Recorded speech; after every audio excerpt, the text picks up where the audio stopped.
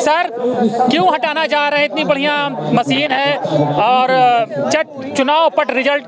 देखिए, बीजेपी के लिए तो वास्तव में बहुत बढ़िया है, क्योंकि जो टेक्निकल एक्सपर्ट कमेटी 4 सदस्यीय है, जिसमें आईआईटी के 4 प्रोफेसर हैं, वो लोग सॉफ्टवेयर डेवलप कर रहे हैं और माइक्रो कंट्रोलर चिप के अंदर सॉफ्टवेयर के द्वारा वो डाल दिया जाता है कि किस पार्टी को कितना % वोट देना है। और दूसरी बात, ये ईवीएम बनाने वाली जो मशीन है, इस मशीन के अंदर रियल टाइम क्लॉक क्यों है? रियल टाइम क्लॉक इसलिए है ताकि वो जो टेक्निकल एक्सपर्ट कमेटी के मेंबर जो सॉफ्टवेयर डेवलप कर रहे हैं, वो चिप के अंदर ही ये डाल देते हैं, सॉफ्टवेयर के अंदर ही ये प्रोग्रामिंग कर देते हैं, ताकि डेट और टाइम फिक्स करके कि चुनाव वाले दिन इस टाइम से इस टाइम के बीच जितना भी वोट पड़े उसका मान लो 50% वो देना चाहते हैं बीजेपी को, तो बीजेपी को दे दें। तो इसलिए उन्हें ना जनता की चिंता है ना किसी चीज़ की चिंता है, इसलिए वो जनता से नहीं डरते, तानाशाह बन गए। दूसरी बात, ये जो ईवीएम बनाने वाली कंपनी है BEL के 7 डायरेक्टर में से 4 डायरेक्टर भारतीय जनता पार्टी के हैं। अब जब भारतीय जनता पार्टी के डायरेक्टर हैं, वो तो उनको ही उस कोडिंग का पता है, उनको कोड नंबर पता है, किसको वोट चोरी करवानी है ईवीएम से, वो करवा सकते हैं, जिसके जो ईवीएम बनाने वाली कंपनी के जो मालिक बन बैठे हैं। तो फिर तो ईवीएम की चोरी को रोकना बड़ा मुश्किल काम है। और तीसरी बात, आप जानते हैं कि देश के सर्वोच्च न्यायालय ने एक व्यवस्था दी थी कि जो इलेक्शन कमीशन का गठन करने के लिए 3 सदस्यीय कमेटी होगी, जिसमें देश के प्रधानमंत्री होंगे, देश के विपक्ष के नेता होंगे और तीसरे इंडिपेंडेंट सदस्य होंगे, देश के मुख्य न्यायाधीश। लेकिन मोदी जी जानते थे कि इसमें फिर गड़बड़ी करना मुश्किल हो जाएगा, तो उन्होंने उस व्यवस्था को बदल दिया देश की संसद में एक बिल लाकर, और अब 3 सदस्यों में से जो इलेक्शन कमीशन का गठन करने वाली समिति है, उन 3 सदस्य कमेटी में 2 सदस्य तो केंद्र सरकार के हो गए, चूंकि नया कानून लाके उन्होंने 1 सदस्य हो गए देश के प्रधानमंत्री, 1 हो गए देश के कानून मंत्री और तीसरे हो गए विपक्ष के नेता। तो इस तरीके से 2 सदस्यों का बहुमत हो गया, प्रधानमंत्री जी और कानून मंत्री जी। जिसको चाहेंगे चीफ इलेक्शन कमिश्नर लगाएंगे, जिसको चाहेंगे वो उनको 2 इलेक्शन कमिश्नर उनको लगा देंगे, तो 3 लोग उनके हो गए। उसके बाद इलेक्शन कमीशन उन जिन 4 टेक्निकल कमेटी के मेंबर्स के द्वारा प्रोग्रामिंग करवाता है, उस प्रोग्रामिंग में करवा देगा किसको जिताना है। और जब देश के मुख्य न्यायाधीश रहते हुए, आपको याद होगा कि 4 मुख्य न्यायाधीशों ने जनवरी 2018 के अंदर प्रेस कॉन्फ्रेंस की थी सुप्रीम कोर्ट के अंदर, और उन्होंने कहा था कि देश में लोकतंत्र खतरे में है, इसलिए हम जजेस जनता की अदालत में जनता आए और लोकतंत्र को बचाए। सुप्रीम कोर्ट के 4 जजेस, और उनमें से एक जज बाद में चीफ जस्टिस ऑफ इंडिया बन गए, और रिटायर होते ही अगले दिन वो राज्यसभा के मेंबर बन गए। उन चीफ जस्टिस ऑफ इंडिया रहते हुए उनके जो लास्ट के 6 महीने के कार्यकाल के जजमेंट देख लीजिए, चाहे वो राफेल का जजमेंट हो, चाहे जस्टिस लोया की हत्या के जांच का जजमेंट हो, चाहे मंदिर का सवाल ये है सर, मोदी जी 24 घंटे काम कर रहे हैं देश को विश्वगुरु बनाने के लिए और टेक्नोलॉजी के युग में ले जाना चाहते हैं। आप लोग पीछे घसीट रहे हैं उनको, फिर से पर्ची वाले युग में ले जाना चाहते हैं। मैं एक बात पूछना चाहता हूं कि जो विकसित देश हैं, जिन्होंने ईवीएम मशीन बनाई है, उनको ईवीएम पे भरोसा क्यों नहीं है? वो विश्वगुरु नहीं है ना सर, विश्वगुरु तो हम है, वो विश्वगुरु नहीं, उनको क्या पता? अगर हम विश्वगुरु हैं, अगर विश्वगुरु का मतलब ये है कि देश में बदहाली हो, देश में कंगाली हो, देश में गरीबी हो, देश में बेरोजगारी हो, दलितों का उत्पीड़न हो, महिलाओं का उत्पीड़न हो, तो ऐसा विश्वगुरु देश हमें नहीं चाहिए। ईवीएम हटने से सब खत्म हो जाएगा सर? देखिए, ईवीएम हटने सब खत्म होने का सवाल नहीं है। सवाल ये है कि जो वोटर है उसको ये भरोसा तो होना चाहिए कि वो जो वोट जिस प्रत्याशी को दे रहा है उसका वोट उसको जा रहा है। वैसे भी 2013 की जजमेंट में माननीय सर्वोच्च न्यायालय ने उन्होंने यही तो कहा है कि वोटर का भरोसा कायम करने की जिम्मेदारी इलेक्शन कमिश्नर की है, और ये जो इलेक्ट्रॉनिक वोटिंग मशीन है ईवीएम है, इससे उनका भरोसा कायम नहीं होता। इसलिए उन्होंने वीवीपैट लगाने की बात की, और वीवीपैट में भी उसकी पर्ची गिनने की बात की, लेकिन पर्ची तो गिनी नहीं जा रही है। तो हम लोग जो ये मांग कर रहे हैं कि आपके अगर अकाउंट से पैसा चोरी हो सकता है, अगर आप मंगलयान भेज सकते हैं, यहाँ से चंद्रयान भेजते हैं, और चंद्रमा के ऊपर जो रोवर उतरता है उसमें खराबी आ जाती है, हम जमीन पे बैठ के उसको रिपेयर कर सकते हैं। बिना वायर के ये भी चल रहा है, माइक भी बिना वायर के, ये बिना तार के ये माइक भी चल रहा है। तो ऐसी कोई, मुझे लगता है कि ये possibility can not be ruled out कि ईवीएम के द्वारा लोगों के वोट की चोरी की जा सकती है। लोग 2 तर्क और देते हैं। एक तो तर्क ये देते हैं कि ईवीएम मशीन के अंदर नेट नहीं है, उसके अंदर ब्लूटूथ नहीं है, उसके अंदर नेट इसमें भी नहीं है, उसके अंदर बाहर से कोई चोरी नहीं हो सकती। तो मैं ये कह रहा हूँ, अगर प्रोग्रामिंग ही कर दी जाए कि इस मशीन से वोट वाले दिन तारीख और वो फिक्स कर दिया जाए कि इतने बजे से इतने बजे तक जो जितना वोट पड़े 50% बीजेपी को जाए, तो उसमें फिर बाहर से हैक करने की जरूरत कहाँ है? प्रोग्रामिंग में ही वोट चोरी का सिस्टम बना दिया, इसीलिए ईवीएम के अंदर रियल टाइम क्लॉक लगाया गया है। वरना मैं पूछना चाहता हूँ, ईवीएम के अंदर रियल टाइम क्लॉक की जरूरत क्या है? आप कह रहे हैं पता नहीं चलता वोट हम डालते हैं कि किसको गया, लेकिन वहाँ तो बकायदा सिंबल के आगे लाइट जलती, मशीन नहीं बोलती है। दी क्विंट पे रिपोर्ट आई है, जो कन्नन गोपी कृष्णन एक IAS ऑफिसर रहे हैं, जो इलेक्शन ऑफिसर भी रहे, उन्होंने बताया कि पहले जो था उसमें मशीन जो वीवीपैट के अंदर 14 सेकंड तक लाइट जलती थी और उसका ग्लास वाइट कलर का होता था, तो एक तो उसमें पर्ची कटती हुई करके गिरती हुई दिखती थी। दूसरी बात, पहले क्या था, बैलेट यूनिट में आप जिस बटन को दबा रहे हो उस बटन का संदेश जाता था सीधा बैलेट यूनिट के अंदर, और बैलेट यूनिट से संदेश आता था वीवीपैट के अंदर। उस व्यवस्था को बदल दिया। एक तो पहली बात, वाइट ग्लास की जगह इन्होंने ब्लैक ग्लास लिया है, 14 सेकंड की जगह अब 7 सेकंड चलती है।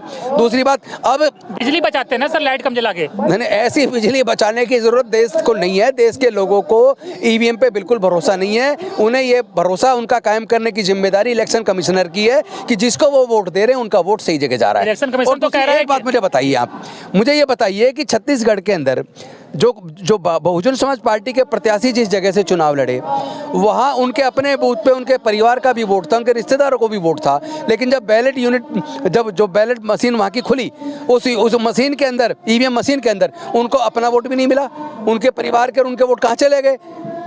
तो ये इतना सीरियस एप्रीहेंशन है ईवीएम से चोरी, क्योंकि आपके अकाउंट से पैसा चोरी हो जाता है, आपको पता भी नहीं चलता। आपके अकाउंट से पैसा चोरी हो सकता है, यहाँ धरती पे बैठ के चंद्रमा के ऊपर रोवर को रिपेयर किया जा सकता है बिना इसके बिना कोड के, बिना ब्लूटूथ के, बिना इसमें तो नेट नहीं है, और फिर भी मैं इस पर बात कर रहा हूँ और आपके उसमें पूरे देश में करोड़ों लोग सुनेंगे। तो फिर ये possibility can not be ruled out कि ईवीएम से वोट की चोरी होती है। चुनाव आयोग तो कह रहा है कि हम न्योता दे रहे हैं, आइए हैक करके दिखाइए। हम भी तो कह रहे हैं हैकिंग की जरूरत ही नहीं है। आप चाहते हैं तो हमें ईवीएम मशीन दीजिए 50। हम देखिए, जो प्रोग्रामिंग की जाती है, जो माइक्रो कंट्रोलर चिप है, उसमें क्या प्रोग्रामिंग की है, अगर बाहर वाले आदमी को पता नहीं वो कैसे करेगा? चोरी तो अंदर वाले कर रहे हैं ना। इलेक्शन कमीशन मिलके और वोटिंग ईवीएम बनाने वाली मशीन की कंपनी से मिलके, और साथ में जो 4 लोग जो एक्सपर्ट कमेटी के मेंबर हैं, जो लोग प्रोग्रामिंग कर रहे हैं, उनके साथ मिलके अगर प्रोग्रामिंग करके आपकी वोट की चोरी कर रहा है, तो बाहर से हैकिंग की तो जरूरत ही नहीं बची ना। सर इंपॉर्टेंट सवाल तो ये भी है, अपोजिशन तेलंगाना, आंध्रा, हिमाचल, पंजाब कैसे जीत जाता है सर? देखिए, पहली बात तो है, पूरे देश का चुनाव बीजेपी जीत जाएगी तो पूरे देश में वैसे ही फिर इतना बड़ा आंदोलन हो जाएगा, सबको पता लग जाएगा, चोर पकड़ा जाएगा। तो कहीं ना कहीं थोड़ा बहुत भरोसा बना रहे और फिर इनको ग्राउंड में मिल जाए कि वो कैसे जीत गए दिल्ली, वो कैसे जीत गए। आगे चलते रहे आपका प्रोग्राम है तो सर, अगर ऐसा मसला है तो कोर्ट जाइए, वहाँ सर सबूत पेश करिए, लड़ाई लड़िए, बैन करा दीजिए सर ईवीएम को। देखिए, अगर कोर्ट का चीफ जस्टिस रिटायरमेंट के बाद सीधा राज्यसभा की सीट पाने के लिए उनके 6 महीने के लास्ट के जजमेंट देख लीजिए। जस्टिस लोया की हत्या का उन्होंने जांच को इनकार कर दिया, राफेल घोटाला, विमान घोटाला, उसकी जांच को उन्होंने इनकार कर दिया, और बाबरी मस्जिद, राम मंदिर वाली जजमेंट को आप पढ़ लीजिए तो जजमेंट में कहीं जुडिशियस माइंड नजर नहीं आता, without application of mind judgement आ रहे हैं, उसके अंदर आस्था ही उसको सबूत मान रहे हैं। वो ना तो एविडेंस, देखिए कोर्ट चलती है एविडेंस से और लॉ से, लेकिन इस जजमेंट के अंदर ना लॉ नजर आता है और ना इसके अंदर कोई एविडेंस नजर आता है। आस्था पे जजमेंट, अगर कोर्ट आस्था पे जजमेंट देगी तो ऐसे कोर्ट का चीफ जस्टिस होने के बाद भी अगर उसे राज्यसभा जाना है, वो अगर बिक सकता है या इन्फ्लुएंस किया जा सकता है, तो फिर मुझे नहीं लगता कि हमें कोर्ट पर भरोसा करने की जरूरत है। भरोसा नहीं है,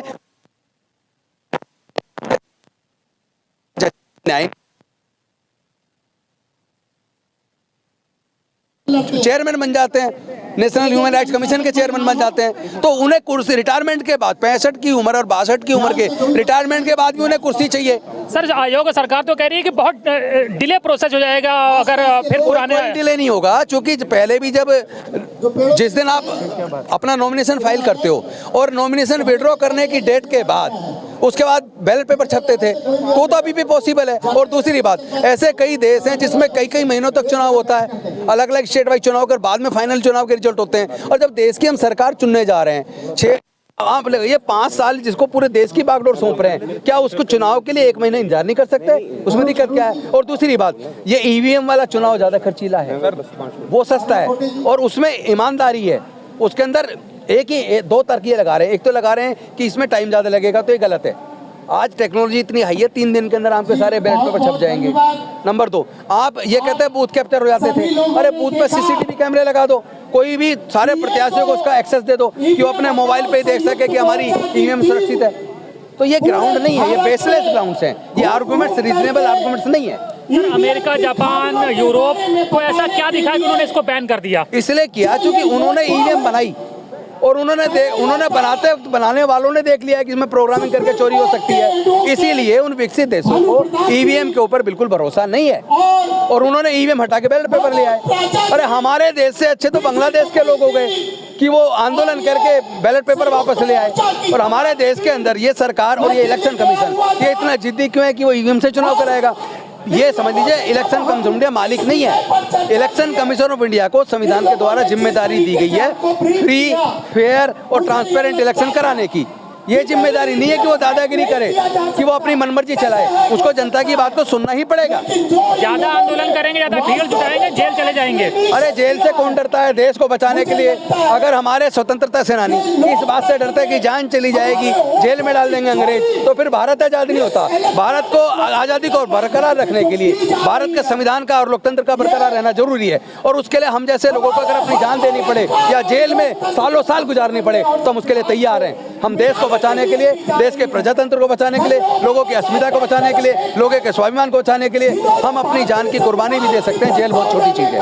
आंदोलन का भविष्य क्या है? इसको कितने बड़े पैमाने पर अभी आप और आगे ले जाएंगे? ये जन आंदोलन धीरे धीरे बढ़ता जा रहा है और ये जो हमने दिल्ली से शुरू किया था आज पूरे देश का आंदोलन बन गया है। पूरे देश के शहरों के अंदर भी, गाँव के अंदर भी लोग, हर आदमी कह रहा है ईवीएम में वोट चोरी है। मैं कह रहा हूँ अगर देश का हर आदमी कह रहा है ईवीएम में वोट चोरी है तो इलेक्शन कमीशन ऑफ इंडिया होता कौन है? कोई जिद करे कि वो केवल बैलेट पे ईवीएम से चुनाव कराएगा? उसे बैलेट पेपर से चुनाव कराने में दिक्कत क्या है? ये जवाब इलेक्शन कमीशन को देना होगा। राजेंद्र पाल कर रहा हूँ, अरविंद केजरीवाल जी की सरकार में अभी भी एमएलए हूँ और सुप्रीम कोर्ट का एडवोकेट भी। बिल्कुल, राजेंद्र पाल गौतम जी हैं और ईवीएम के खिलाफ। राजेंद्र पाल जी, आप लोगों ने ईवीएम को लेकर एक प्रदर्शन शुरू कर दिया है, लगता है कुछ आसान ईवीएम के खिलाफ जो लड़ाई जारी है उसके योद्धा मंच पर बैठे हुए हैं, लोगों को संबोधित कर रहे हैं, वो अपनी बात कह रहे हैं, लेकिन लोगों के मन में क्या है ये भी हम लगातार जानने की कोशिश कर रहे हैं। सर ये बताइए, इतनी बढ़िया टेक्नोलॉजी है, क्यों इससे दिक्कत है? क्यों हटाना चाहते हैं? बढ़िया चुनाव हो रहा है। अच्छा, तो अमेरिका वाले ने क्यों छोड़ दिया? सर आपके पास भी आ रहे हैं। नहीं, सही कह रहे हैं, लेकिन विश्व के किसी भी देश में सिर्फ भारत के सिवा कहीं भी ईवीएम से चुनाव नहीं होता है। तो जरूरी थोड़ी कि अगर कोई काम नहीं कर रहा तो हम भी देखा देखी ना करें। कोई अच्छा काम है तो हम करना चाहिए हमें। नहीं, जब विश्व को जो फॉलो करते हैं तो ये भी चीज़ फॉलो करना चाहिए हमारे देश के जो सरकार है। काम ऐसा करो कि दुनिया आपको फॉलो करे। ये काम तो वही हो रहा है, आपके सामने तो ये हो रहा है कि ईवीएम से हटाओ। हमारे संविधान में मतपत्र लिखा है, मत कि न कि ईवीएम लिखा हुआ है। जब संविधान बना था तब टेक्नोलॉजी नहीं थी। बाकी ये बताएंगे। चलिए, अच्छा क्या दिक्कत है भाई साहब ये बताइए, दुनिया टेक्नोलॉजी की ओर जा रही, चांद पे जा रहे हैं, तो हम लोग क्यों पर्ची के युग में आना चाहते हैं? आना चाहते हैं, ये बताइए। पकड़ लीजिए, ईवीएम हटाओ, लोकतंत्र बचाओ। भारत में पहन लीजिए इसको। जितने भी दल हैं राजनीतिक, भाजपा के अलावा सबने मांग की है, केवल भाजपा ही ईवीएम से चुनाव क्यों कराना चाहती है? क्लियर? इसके अलावा अगर ईवीएम में बेईमानी नहीं है तो जो वीवीपैट निकलता है वो आंखों के सामने कट के गिरना चाहिए। उसको ब्लैक शीशे को क्यों किया गया है? ठीक है, अगर आप अपने मोबाइल में अलार्म सेट कर देते हैं, उतने टाइम बचता है। अगर चंद्रयान जाता है भारत का, अब वहाँ खराबी आती है, यहाँ से ठीक किया जाता है। अगर आपका पैसा पेमेंट में निकल जाता है फ्रॉड करके, तो ईवीएम में हैक कैसे नहीं हो सकता? ईवीएम में प्रोग्रामिंग के थ्रू हैक हो सकता है, टाइम फिक्स किया जा सकता है। इस वक्त दूसरे के बटन दबाने पे दूसरे को वोट जा सकता है। ट्रांसपेरेंटी में, भारत के लोकतंत्र में, जैसे आप कह रहे हैं कि ईवीएम हैकेबल है। हैकेबल नहीं कह रहा हूँ, प्रोग्राम चल ठीक है, मतलब टेम्पर्ड की जा सकती है, आपका मानना है? टेम्पर्ड की जा सकती है। ऐसी एक बड़ी आबादी है जो कहती है कि ये पॉसिबल नहीं है, तो किसका माने? कौन सी बड़ी आदमी कहती है? सारे विपक्षी दल कह रहे हैं कि हटाओ। बड़ी आबादी भाजपा को मानते हैं, सिर्फ आप ताकत में बैठ जाए। मतलब जो दूसरा पक्ष है उधर भी तो लोग हैं ना, तो वो कौन कह से हैं? भाजपा के अलावा बताइए ना, आप ही बता आपका दीजिए। कहना है कि विपक्ष की सुनी जाए, भाजपा के लोगों की बात ना सुनी जाए। भाजपा की अकेले सुनी जाए, जहाँ ज्यादा लोग हों, लोकतंत्र में जहाँ ज्यादा दल हों उनकी सुनी जाए ना, केवल एक की क्यों सुनी जाए? लोकतंत्र का मतलब बहुमत। अब बहुमत कह रहा है कि ईवीएम हटाओ, तो हटाओ, चुनाव आयोग मोदी जी अपना बना लेंगे, ठीक है। मोदी जी पे यकीन नहीं है, चुनाव आयोग पे नहीं यकीन है कि ईवीएम पे नहीं है? ईवीएम तो उनका ही प्रोडक्ट है, मतलब उसको हैकिंग वही कर रहे हैं। कांग्रेस लाई थी सरकार ना, लाई थी, तब लाई थी ना, तब से कितना परिवर्तन हुआ? मालूम है। जो कंपनी बनाती है इसको, मानी संभव थी तो कांग्रेस भी तो करती होगी। हाँ हो सकता करती हो सकता करती हो। एक बार खराब हो रहे थे, ठीक नहीं होना चाहिए। नहीं, आप क्या कह रहे हैं? हम कहना चाह रहे हैं कि हो सकता कांग्रेस करती रही हो, हम ये नहीं कह, उस वक्त की बात हमको पता नहीं, ठीक है। हम आपकी बात कर रहे हैं। हद हो गई अब लग रहा है आपको। अब ऐसी हद हो गई है कि अगर ईवीएम से चुनाव होगा, आप किसी को वोट डालिए जाके, बेईमानी हो जाएगी, आप नहीं जीतेंगे। देवबंद में जहाँ पे मुसलमानों की इतनी बड़ी संख्या है, अगर वहाँ से भाजपा जीत सकती है तो आप यहाँ से समझ लीजिए। ये भी तो हो सकता है कि मुसलमान नहीं, मेरा सवाल ये भी तो हो सकता है कि मुसलमान मोदी जी को पसंद करने लगे। ना ना ना ना, आप हिंदुस्तान का मुसलमान इतना प्रताड़ित किया जा रहा है, उसके बाद मोदी जी को पसंद करेगा? मोदी जी लोकप्रिय नेता है, दुनिया के सर्वाधिक लोकप्रिय ताकतवर नेता है। आप गूगल कर लीजिए, अभी विश्व के प्रधानमंत्रियों में सबसे मूर्ख कौन है? हमारा मीडिया हमारा कहता है मोदी जी दुनिया में सबसे लोकप्रिय है। मीडिया कहने से नहीं, आप गूगल को कुछ मानते हैं, गूगल से बहुत कुछ पूछते हैं। आप जरा पूछिए, आप गूगल से मोबाइल पूछ लीजिए, मोबाइल से आप पूछ लीजिए। कुछ और लोगों से बात कर ले थोड़ा सा ज्यादा। भाई साहब, क्यों लग रहा है कि ईवीएम में गड़बड़ी है? बहुत अच्छी मशीन है, सरकार कह रही है। गड़बड़ी ऐसे है कि मध्य प्रदेश में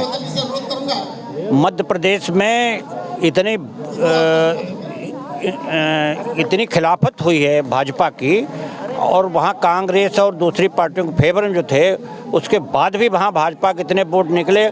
कोई टीवी चैनल, कोई सोशल मीडिया का चैनल, सर्वे किसी ने नहीं बताया कि वहाँ भाजपा जीत सकती है। सभी कांग्रेस की वहाँ बढ़त बता रहे थे, लेकिन उसके बाद भी भारी बहुमत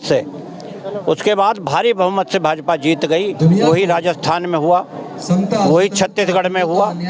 तो ये चीज़ें जो है, जो अच्छा, दूसरे ईवीएम जब बड़े बड़े टेक्नोलॉजी वाले जो देश हैं, जापान है, रसा है, अमेरिका है, फ्रांस है, वहाँ से जब ईवीएम जिन्होंने आविष्कार किया, जिन्होंने इस ईवीएम का, उन्होंने अपने यहाँ से हटा दिया। और हमारे यहाँ तो सुप्रीम कोर्ट ने भी ये कह दिया है कि हमारे ये जो ईवीएम है ये काबिल विश्वास नहीं है, लेकिन फिर भी लगातार उसको। आपको यकीन नहीं है? सर इधर आइए थोड़ा सा पीछे, भाई साहब भी बहुत बोलना चाह रहे हैं, कोई बात? हाँ भाई साहब। चाचा जी, क्या दिक्कत है? नहीं, हमें कोई दिक्कत नहीं। एक चीज बताओ, आपको पेट के अंदर ये कैसे मालूम है कि लड़का है कि लड़की? क्रांतिकारी योद्धाओं हाँ, वो हो जाता है, क्या करते हैं वो? अरे वो आपको पहले मतलब कैसे 3 महीने मालूम हो जाता है? वो तो डॉक्टर उसका परीक्षण करके बता देते हैं, लिंग जांच करके ना मशीन से। ना और बीजेपी कहती है 400 के पार अभी से। देश के अंदर एक कहते हैं हमने वो तो इसलिए कहते हैं कि वो तो कहते हैं हम अपने काम की वजह से। चले भाई, अब जरा सुनने दीजिए, हमें ज्यादा नहीं कहना। बिल्कुल, देखिए भाषण शुरू हो चुका है। ईवीएम के विरोध आंदोलन कर रहे हैं जो बड़े चेहरे हैं, चाहे राजेंद्र पाल, गौतम हो या डॉक्टर प्राचा हो। डॉक्टर प्राचा, सभी लोग मंच पर वोट से लोगों और भाषण जो है स्टार्ट हो चुका है। उसे लोगों की वोट नहीं चाहिए, यही कारण है।